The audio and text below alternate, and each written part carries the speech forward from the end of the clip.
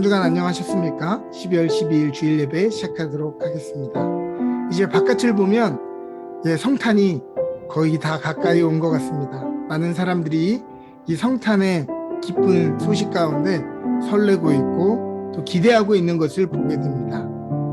그런데 이 설렘이 정말 아기 예수님의 오심을 기뻐하는 설렘인지 아니면 다른 이유로 설레는 것인지는 모르겠습니다. 여러분, 12월 15일이 무슨 날인지 아세요? 저와 관계가 있는 사람에게는 정사면 목사의 생일입니다 라고 하겠지만, 저와 상관없는 사람들에게는 12월 15일은 스파이더맨이 개봉한 날입니다. 똑같은 날이지만 어떤 관계를 맺고 있느냐에 따라서 그 날이 특별한 날이 되기도 하고 다른 날이 될 수도 있다는 말입니다. 오늘 우리가 기대하고 소망하는 그 성탄은 단순히 선물을 교환하고 기쁨 가운데 즐기는 그러한 소망이 있는 성탄인지, 아니면 정말 우리를 구원하시기 위해 이 땅에 오신 예수님을 기뻐하고 기념하며 찬양하는 성탄인지, 우리가 다시 한번 마음을 가다듬고 그분께 우리의 눈과 마음을 고정했으면 좋겠습니다. 함께 기도하면서 우리 주님 앞에 나아가겠습니다. 같이 기도합니다. 우리를 위해 가장 연약한 아기의 모습으로 이 땅에 오신 주님의 오심을 진심으로 기뻐합니다. 가장 연약한 것들을 격리하시고 치유하고 세우시기 위해 연약함을 택하셨고, 가장 강한 것들을 부끄럽게 하기 위해 작은 것을 택하신 주님. 주님이 낮아지심으로 우리가 위로를 얻었고, 주님이 연약해지심으로 우리가 새 힘을 얻었습니다. 오늘도 이 예배를 통해 세상을 향하여 예수님의 길을 택하고 걸어가는 사람들 되기를 원합니다.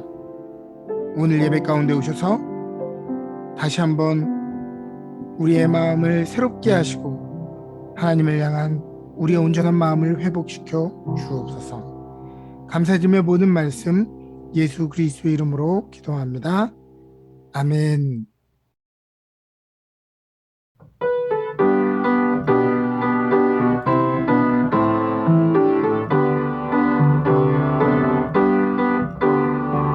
슬픈 마음 있는 사람 예수 이름 믿으며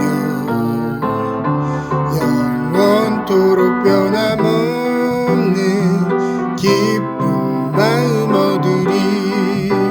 예수의 이름은 세상의 소망이요, 예수의 이름은 천국의 기쁨일세. 거룩하신 주의 이름 너의 방패 삼으라. 환난 시험 당할 때에 주께 기도드려라. 예수의 이름은 세상의 소망이요, 예수의 이름은 천국의 기쁨일세. 존귀하신 주의 이름 우리 기쁨되도다. 주의 품에 안길 때에 기뻐 찬송 부르리.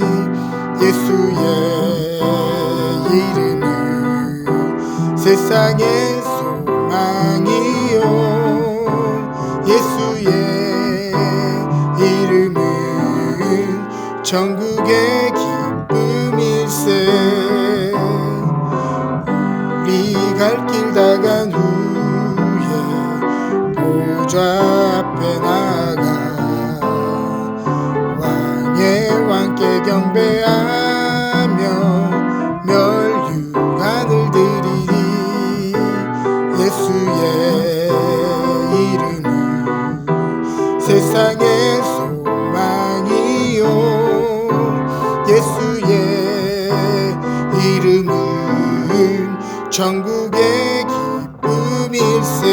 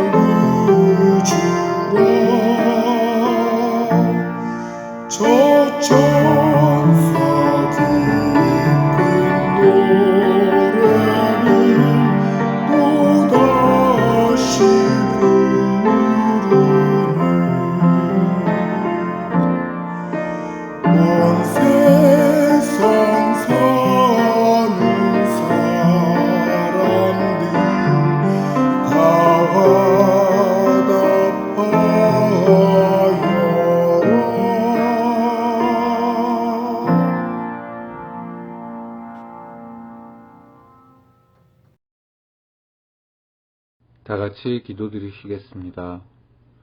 여호와께서 말씀하십니다. 베들레헴 에브라다야, 너는 유다에서 가장 작은 마을 중에 하나이지만 너에게서 이스라엘을 다스릴 자가 나올 것이다. 그는 영원 전부터 있는 자이다. 죄로 인해 죽을 수밖에 없던 우리를 구원하시기 위해 독생자 예수 그리스도를 이 땅에 보내시어 우리를 구원하신 사랑의 하나님, 하나님의 은혜와 사랑을 생각할 때에 감사하지 않을 수 없음을 고백하며 오늘 이 예배가 하나님께 온전히 드려지기를 소망합니다. 지난 한 주간도 저희를 지켜주셔서 은혜와 사랑 안에 거하게 하시고 복된 주일 이렇게 주님 앞에 나아와 찬양과 기도 그리고 말씀으로 주님께 영광 올려드릴 수 있게 인도하여 주심을 감사드립니다. 다사다난했던 올 한 해도 다 지나 이제 마지막 한 달만을 남겨두고 있습니다. 지금까지 지내온 모든 순간들이 하나님의 은혜였음을 이 시간 다시 한번 고백합니다. 한 해를 시작하며 계획했던 많은 일들이 주님 앞에 선한 결과로 마무리되게 하시고 아직 풀리지 않은 문제들이 남아있다면 더욱 기도에 힘써 주님 주시는 지혜와 하나님의 역사하심으로 온전히 해결받는 귀한 시간들이 되게 하여 주시옵소서. 한 해 동안 받았던 하나님의 은혜와 사랑, 우리를 힘들게 했던 슬픔까지도 이 시간 선한 마음으로 봉헌하게 하시고 한 해의 마지막 시간 조용히 참회의 기도를 드리는 저희 런던 은혜교회 성도들이 되게 하여 주시옵소서. 이 시간 살아계신 주 하나님 말씀을 전해주실 정삼열 목사님을 위해 기도드립니다. 하나님께서 귀하게 사용하시는 우리 목사님, 성령님의 능력으로 붙들어 주시고 영육간의 강건함을 허락하시어 능력의 말씀과 살아 역사하는 생명의 말씀을 온전히 선포하게 하시옵소서. 그리하여 대강절 셋째 주 주님을 기다리며 드리는 이 예배가 성령 충만한 시간이 되게 하시고 선포되는 말씀이 우리 런던 은혜교회 성도의 마음밭에 온전히 심겨져 우리의 삶에 적용되게 하시고 새해의 기도 제목들과 하나님의 선하신 계획을 결심하는 데 더욱 큰 도움이 될 수 있도록 역사하여 주시옵소서. 또한 저희 런던 은혜교회 각 성도들 주님 오심을 기다리며 기도로 더욱 준비하고 하나님이 보시기에 아름다운 믿음과 신앙을 가질 수 있도록 하나님의 기쁨이 되는 자녀들이 될 수 있도록 인도하여 주시옵소서. 온전한 회개와 새로운 각오, 결단으로 새로운 한 해를 준비하는 귀한 시간을 보낼 수 있도록 인도하여 주시옵소서. 이 모든 말씀 우리 안에 살아서 역사하시는 주 예수 그리스도 이름으로 간절히 기도합니다. 아멘.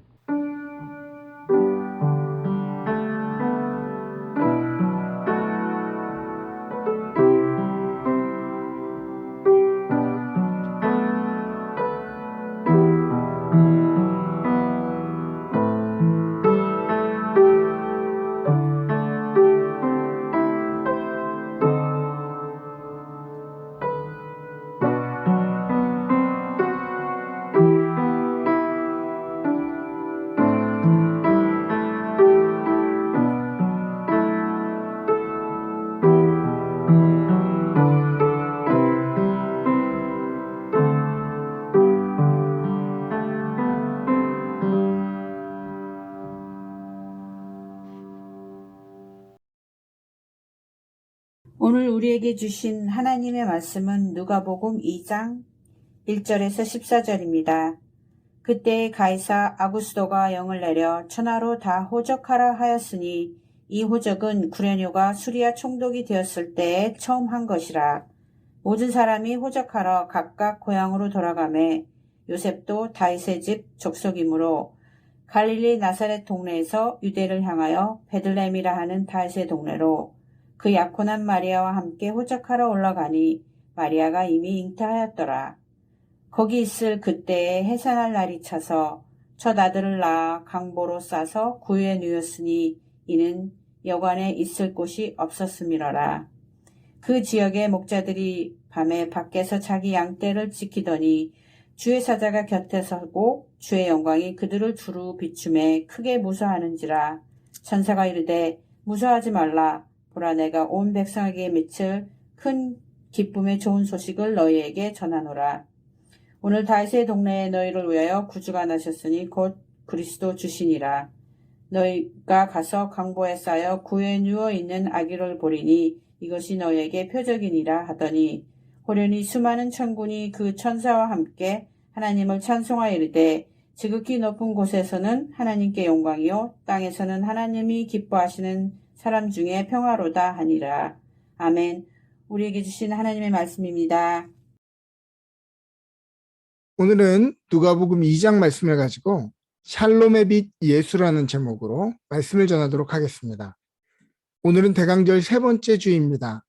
어둠 밤에 열 처녀가 등잔불을 들고 신랑이 오시는 길을 준비하는 것처럼 대강절은 이제 다시 오시는 예수님의 오시는 길을 준비하고 우리가 그 길을 밝히도록 상기시켜주는 기간입니다. 대강절에는 매주 한 개씩 초를 밝혀가는데요. 이 초에는 각각의 의미가 있다고 했습니다. 첫 번째 촛불은 기다림과 소망, 두 번째 촛불은 회개의 빛을, 오늘 맞는 대강절 셋째 주, 세 번째 초는 평화의 빛을 의미한다라고 합니다. 그렇다면 혼돈과 다툼이 가득한 이 세상에서 어떻게 하면 평화를 이룰 수 있을까요? 문제는 평화를 소망하는 사람들이 없어서가 아니라 사실 모두가 평화를 소망하지만 각기 자기의 방식대로 다른 평화를 꿈꾸기 때문에 문제가 생긴다고 하는 것입니다. 오늘 본문을 볼까요? 누가복음 2장은 카이사르 아구스토가 명을 내려 천하로 다 호적을 하라는 내용으로 시작됩니다. 그때 가이사 아구스토가 영을 내려 천하로 다 호적하라 하였으니 이 호적은 구레뇨가 수리와 총독이 되었을 때에 처음 한 것이라. 호적을 하는 이유는 간단하죠. 정확한 세금을 걷기 위함입니다. 이 세금이 많아져야 하는 이유는 군대를 운영하는 데 막대한 자금이 들었기 때문이죠. 과거에 진시황이 혼란으로 가득한 중국에 평화를 준다는 명분으로 거대한 군대를 세워서 전쟁으로 대륙을 통일시켰던 것처럼 로마 또한 천하를 하나로 통치하고 호령하기 위해서 군대를 운용할 막대한 자금을 필요로 했습니다. 이 구절로 우리는 당시 세계의 중심이었던 로마가 어떻게 세계의 평화를 이해했는지를 살펴볼 수 있겠습니다. 평화가 무엇이냐? 그것은 결국 힘이 있는 나라나 사람이 등장하여 혼란이 가득한 사람들 가운데 하나의 강력한 기준을 제시하는 것이다. 그들은 그것을 평화라고 믿었습니다. 이것이 로마의 평화라고 부르는 팍스 로마나입니다. 오늘날에도 한 나라에서 작은 공동체에 이르기까지 많은 사람들의 의견이 조율되지 않거나 다툼이 있을 때에는 강력한 지도자가 나와서 힘으로 평화를 만들어주기를 바라는 것과 일맥상통하는 것입니다. 반대로 많은 사람들은 오늘 우리가 평화를 이루지 못하는 이유는 내가 힘이 없어서라고 생각합니다. 내가 돈이 적어서, 외모가 출중하지 않아서, 학벌이 높지 않아서, 직책이 낮아서, 말솜씨가 좋지 않아서, 내가 조금만 더 힘을 가졌다면, 내가 조금 더 훌륭했다면 이 평화를 유지할 수 있었을 텐데 하며 아쉬워합니다. 나라와 나라만 그렇게 생각합니까? 남편과 아내도, 직장 상사와 부하 직원도, 부모와 자녀도 이러한 힘의 구도를 빌려서 평화를 이루려 하니 분쟁과 다툼은 끊일 수 없는 것입니다. 또 오늘 본문에서 발견할 수 있는 독특한 점은 모든 이들이 호적을 하러 각각의 고향으로 돌아갔다고 하는 구절입니다. 모든 사람이 호적하러 각각 고향으로 돌아가며 요셉도 다윗의 집 족속이므로 갈릴리 나사렛 동네에서 유대를 향하여 베들레헴이라는 다윗의 동네로 그 약혼한 마리아와 함께 호적하러 올라가니 마리아가 이미 잉태하였더라. 이게 무슨 특별한 것인가 라고 할 수 있겠지만은 지금 호적을 명하는 것이 로마라고 하는 것을 기억해 보면 이것은 굉장히 이상한 일입니다. 당시 로마의 호적 방식은 자기가 사는 지역에서 인적 사항만 기록하는 방식이었는데요. 오늘 이들은 왜인지 번거롭게도 모든 국민이 자기가 태어난 고향으로 돌아가 호적을 하고 있는 장면입니다. 이 이상한 행동은 일부 행정적 권한을 받았던 이스라엘 정치 지도자들에 의해 이루어졌을 확률이 큽니다. 이것은 비록 로마의 명령으로 우리가 호적을 하지만 자신들만의 독자적인 방법과 자발적인 의사로 진행되는 것임을 보여주려 한 것이죠. 여기서 우리는 평화를 이해하는 하나의 다른 모델을 발견하게 됩니다. 당시 정치 세력이었던 사두개인들의 평화는 유대를 지배했던 로마에게 적극적으로 충성하고 기댐으로써 얻는 평화였습니다. 유대인들 고유의 전통과 방법을 사용하지만 그것조차도 자치구로서 로마에게 잘 보이기 위한 하나의 방법이었던 것이죠. 오늘날에도 많은 사람들은 평화는 대세, 유행, 거대한 힘을 거스르지 않고 충성스러운 일부가 되어 잘 적응하는 것이 평화라고 생각합니다. 오늘 여러분들은 세상 사람들의 시대 정신과 둔감해진 죄의 기준에 거스르지 않고 충성스럽게 그 일부가 되는 것으로 나름의 평화를 누리려 하지는 않습니까? 종교적 열심을 중요하게 생각했던 바리새인들의 평화도 있었습니다. 세상이 비틀어지고 무너지든 말든 내 종교적인 신념, 내 정결함만 잘 지키면 된다는 것이 바리새인들의 평화였죠. 호시탐탐 로마로부터 군사 쿠데타를 일으키기를 소망하던 열혈당원들의 소망은 다윗 왕가가 왕이 되어서 독립전쟁을 일으켜서 로마로부터 해방되는 것, 그것이 열혈당원들이 꿈꾸었던 평화였습니다. 우리가 잘 아는 영화 어벤져스에서 타노스가 한 일을 보면 대단히 악독한 동기가 아니었던 것을 우리는 알 수 있죠.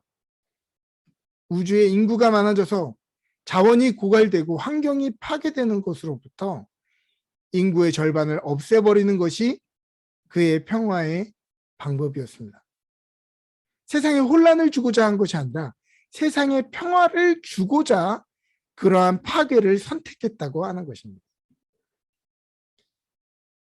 이처럼 오늘 우리는 모두가 각기 다르게 평화를 꿈꾸고 소망하지만 각자의 다른 평화 이해 때문에 세상은 평화는커녕 더 많은 분쟁과 혼란이 가득할 수밖에 없게 된 것입니다.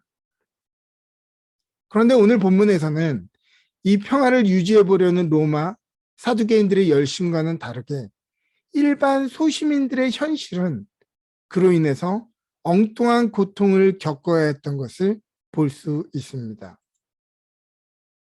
거기에 있을 때에 해산할 날이 차서 저 나들라 강보로 사서 구유에 누였으니 이는 영원에 있을 곳이 없습니다. 마리아는 임신을 해서 해산할 날이 다가왔는데요. 호적을 다 해야 한다고 하니 힘들고 먼 길을 떠나야 했습니다.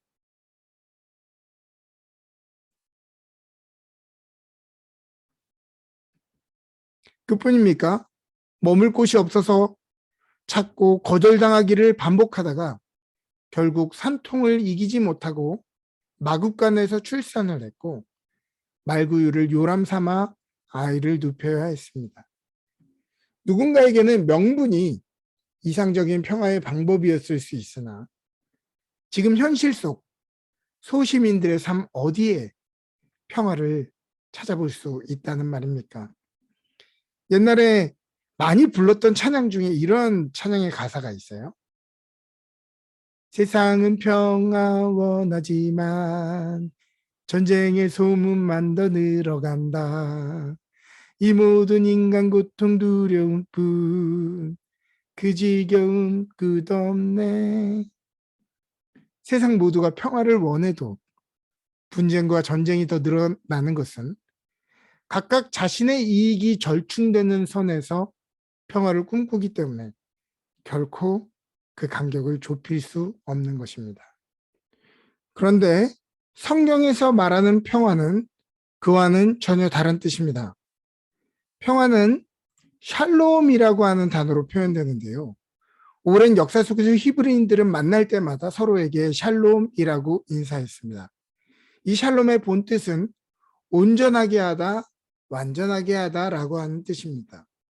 그러나 세상은 우리의 이상적인 바람과는 달리 불균형의 문제가 존재하기 때문에 샬롬은 이 무질서에서 발생하는 부당함과 소외를 차단하고 극복할 때에만 비로소 이루어지는 것입니다.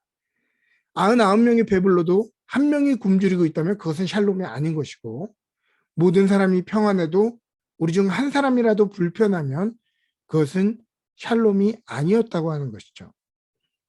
쉬운 예로 제가 예수전도단 DTS 간사로 있을 때 학생 중에 한 분이 향기 있는 샴푸나 비누의 냄새를 맡으면 알러지가 올라오시는 분이 있었습니다. 그래서 저희가 함께 결정했던 것이 그 기수는 전부 향이 없는 샴푸와 향이 없는 비누로 함께 다 바꾸었던 기억이 납니다.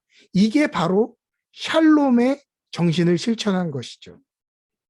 온전한 샬롬은 소외가 완전히 해소된 상태, 질서 속에서 유지되는 평등, 하나님의 진리와 공의에 부합되는 삶을 의미합니다. 샬롬은 단순히 평화를 비는 기원으로 복이 내리도록 기도해 주겠습니다 라는 뜻이 아니라 내가 당신에게 그러한 복이 되겠습니다 라는 뜻입니다. 또 내가 당신의 부족함을 채워주겠습니다 라는 의미였습니다. 즉 샬롬은 빌어주는 것이 아니라 내가 대신 내어놓고 책임짐으로 행하는 것이 바로 샬롬이었던 것이죠. 예수님이 태어나시던 밤에 밖에서 양을 치던 목자들에게 이상한 일이 일어납니다. 그 지역의 목자들이 밤에 밖에서 자기 양 떼를 지키더니 주의 사자가 곁에 서고 주의 영광이 그들을 두루 비추매 크게 무서워하는지라. 천사가 나타나는데 왜 무서워하지? 여러분들은 그렇게 생각할 수 있을 것입니다. 그러나 당시에 목자들은 죄인이라 불리는 사람들이었기 때문에 이들이 무서워하는 것은 어찌 보면 당연한 일이었다고 볼 수 있습니다. 이 당시에 죄인이라고 하는 말은 그들이 범죄자였다라는 것을 의미하는 것이 아니라 당시에는 유대인들의 안식일을 지키지 않는 사람, 그 사람이 바로 죄인이었습니다. 근데 재미있는 것은 농장 소유주들은 자신들이 안식일을 지키기 위해서 이들을 밤낮으로 일을 시켜놓고선 그리고 이들을 죄인이라고 불렀다라고 하는 이 부당한 현실이죠. 천사가 이르되 무서워하지 말라. 보라, 내가 온 백성에게 미칠 큰 기쁨의 좋은 소식을 너희에게 전하노라. 오늘 다윗의 동네에 너희를 위하여 구주가 나셨으니 곧 그리스도 주시니라. 너희가 가서 강보의 사역 구유에 누워 있는 아기를 보리니 이것이 너희에게 표적이니라 하더니. 어찌 보면 모든 사람이 샬롬을 인사하고 외쳐도 오늘 이들이 샬롬하지 못했던 이유는 그들이 불합리와 불공평의 그 균열점에 서 있던 사람들이었기 때문입니다. 아니 도대체 어떻게 이들이 하나님의 아들을 가장 먼저 보고 듣고 증인이 될 수 있는 기회를 얻을 수 있었을까요? 우리는 가끔 밤하늘을 쳐다볼 때 수억만 년을 태우고 사라져가는 별똥별을 봅니다. 그 별들은 본디 우리 눈에 보이지 않던 것들인데 어떻게 우리 눈으로 우리가 이것들을 볼 수 있게 되었을까요? 그것은 바로 열과 빛이 생명을 다해서 낮은 단계로 떨어질 때, 높은 에너지 수준에 있던 전자가 낮은 에너지 수준으로 떨어질 때 그 여분의 에너지가 눈에 감지되는 빛이 되어지는 것이기 때문입니다. 수소 원자 내부에서 전자가 5번째 에너지 준위에 있다가 2번째 준위로 옮겨가면 보라색 빛이 방출되죠. 3번째 준위에서 2번째 준위로 옮겨갈 때 눈에 보이는 붉은 빛. 우리는 높은 에너지에서 낮은 에너지로 내려갈 때 발생되는 그 순간에 빛을 보게 되는 것입니다. 요한복음 1장 18절은 우리에게 이야기합니다. 본래 하나님을 본 사람이 없을 때 아버지 품속에 있는 독생하신 하나님이 나타내셨느니라. 본데 우리도 빛 자체이신 하나님을 육안으로 볼 수 없었지만 하나님이신 예수님이 신의 질량을 비워 우주를 넘어 인간이라고 하는 보잘것없는 존재 안에 자신을 낮추었기 때문에 비로소 그분을 우리가 볼 수 있게 된 것입니다. 여러분 아시죠? 힘이 있는 사람이 그 권리와 힘을 포기하는 것은 정말 어려운 것입니다. 하물며 신이신 하나님의 아들이 보잘것없는 아기의 작은 육신에 자신의 질량을 끼워 넣었다고 하는 것은 너무너무도 어려운 일인 것이죠. 그러나 그 일 때문에 우리가 볼 수 있는 빛이 발생된 것입니다. 도무지 샬롬할 수 없었던 사람들에게 샬롬이 선포될 수 있었던 것은 이 그리스도께서 엄청난 대가와 희생을 감수하고 우리와 멀지 않은 곳, 가장 비천하고 불합리하고 환영받지 못한 자리에 오셨기 때문입니다. 호련히 수많은 천군이 그 천사들과 함께 하나님을 찬송하여 이르되 지극히 높은 곳에서는 하나님께 영광이요 땅에서는 하나님이 기뻐하신 사람들 중에 평화로다 하니라. 수많은 천사들이 하나님을 찬송하되 지극히 높은 곳에서는 하나님께 영광, 땅에서는 하나님이 기뻐하신 사람들 중에 평화로다라고 외칩니다. 죄는 반드시 심판해야 한다라고 하는 하나님의 공의의 법을 지키고 존중하면서 또 모든 사람이 조건 없이 얻을 수 있는 은혜를 베푸시기 위해 자기 자신에게 우리의 죄를 담당시키셔서 멸시와 죽임을 당하셨으니 예수님의 이 땅에 오심이 하나님에게는 영광이 되는 사건이었고 땅에 있는 사람들에게는 샬롬이 되었던 것입니다. 이사야 53장 5절은 우리가 어떻게 평화를 누리게 되었는지를 설명하고 있습니다.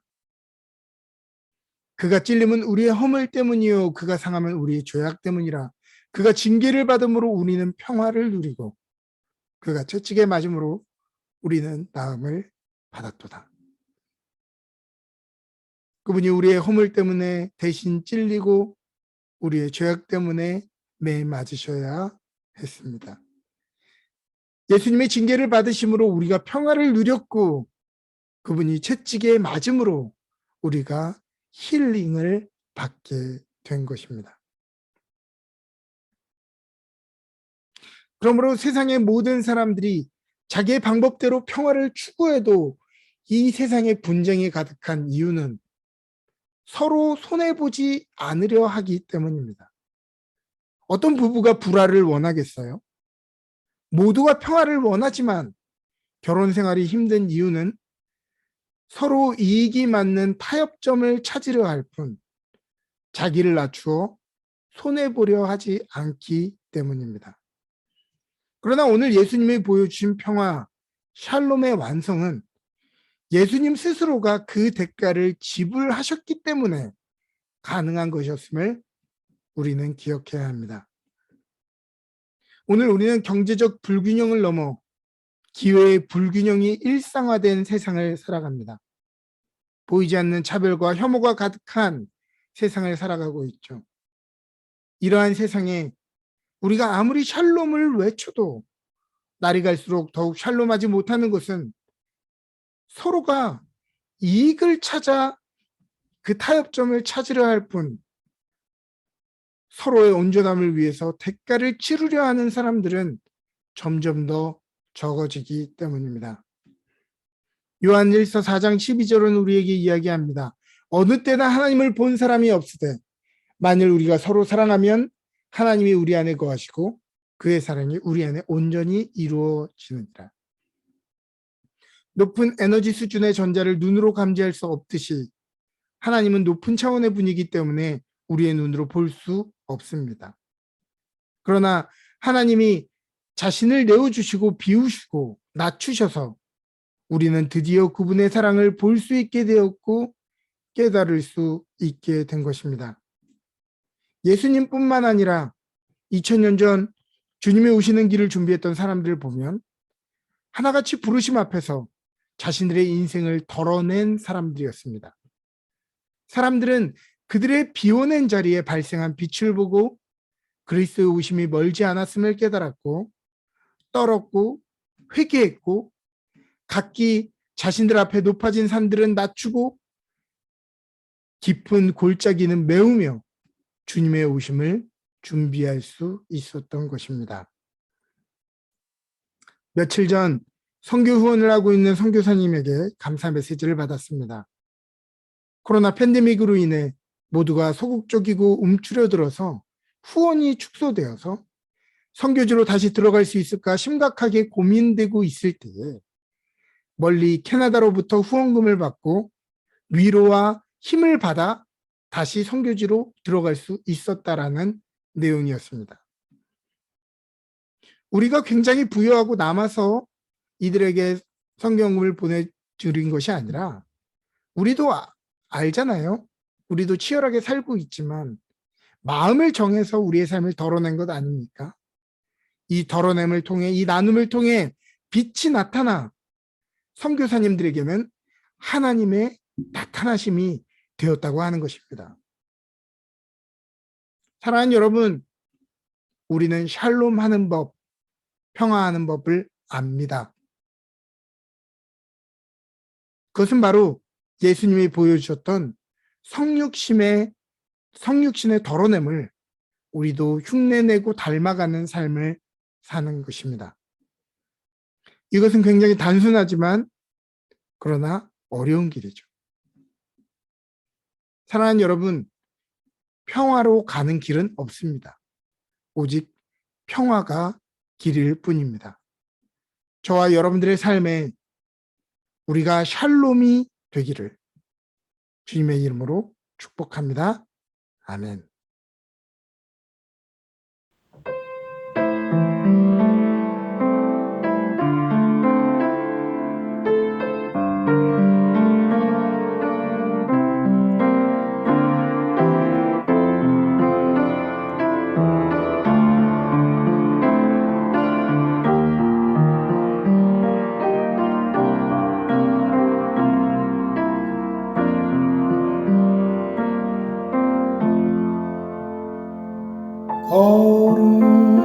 거룩하신 하나님 주께 감사드리세.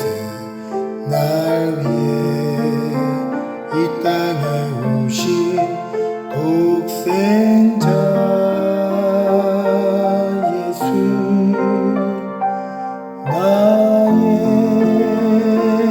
맘과 뜻 다해 주를 사랑합니다. 날 위해 이 땅에 오신 독생자 예수, 내가 약할 때 강함 주고 가난할 때 우리를 의롭게 하신 나의 주 감사. 내가 약할 때 강함 주고 가난할 때 우리를 의롭게 하신 나의 주 감사 감사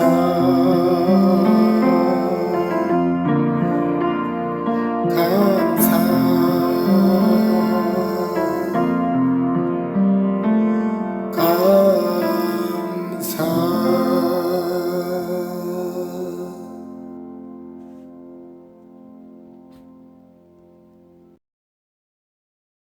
함께 보험 기도하겠습니다.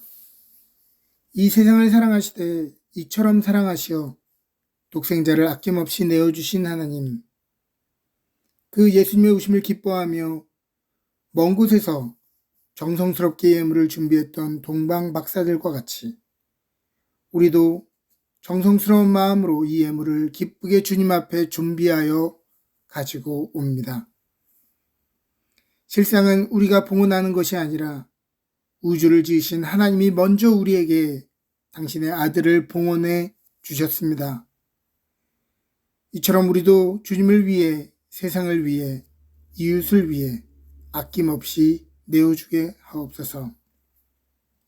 지금도 삶의 변두리에서 생존에 내몰린 모든 사람들과 뛰어넘을 수 없는 삶의 부조리와 거역할 수 없는 삶의 권세 가운데 신음하며 살아가는 모든 이들에게 성탄의 기쁜 소식이 충만하게 전달되게 하여 주옵소서. 우리에게 맡겨주신 이 예물들이 하나님이 기뻐하시는 각 곳에 바르게 흘러가고 쓰임받도록 인도하여 주시고, 특별히 하나님의 나라와 영광을 위해 삶과 가정을 내어놓은 선교사님들의 걸음을 기억하여 주시어 성탄의 기쁜 소식과 능력이 그곳 가운데 충만하게 넘쳐나게 하여 주옵소서.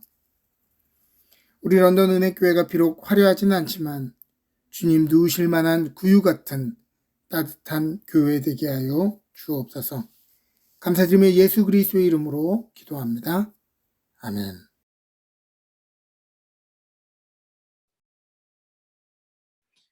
지금은 우리 주 예수 그리스도의 놀라우신 은혜와 하나님 아버지의 지극하신 사랑하심과 성령님의 감화 감동 교통하시는 은혜가 예수 그리스도께서 자신을 비워 샬롬을 실천하셨던 것처럼 우리도 예수님을 흉내내고 따라감으로 우리의 가정과 우리의 삶의 현장 가운데 그 샬롬을 실천하겠다라고 다짐하고 헌신하는 주의 성도들 머리머리 위에, 그들의 기업과 가정 위에 지금부터 영원토록 함께 하시기를 간절히 축원하옵나이다. 아멘.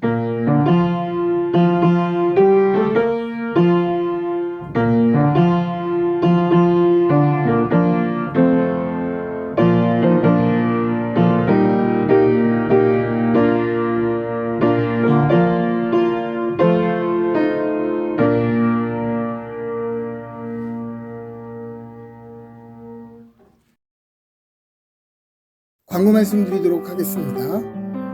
2021년도 당회 일정이 변경됨을 여러분들에게 알려드립니다. 기존에 12월 19일에서 12월 26일 예배후로 변경되었습니다.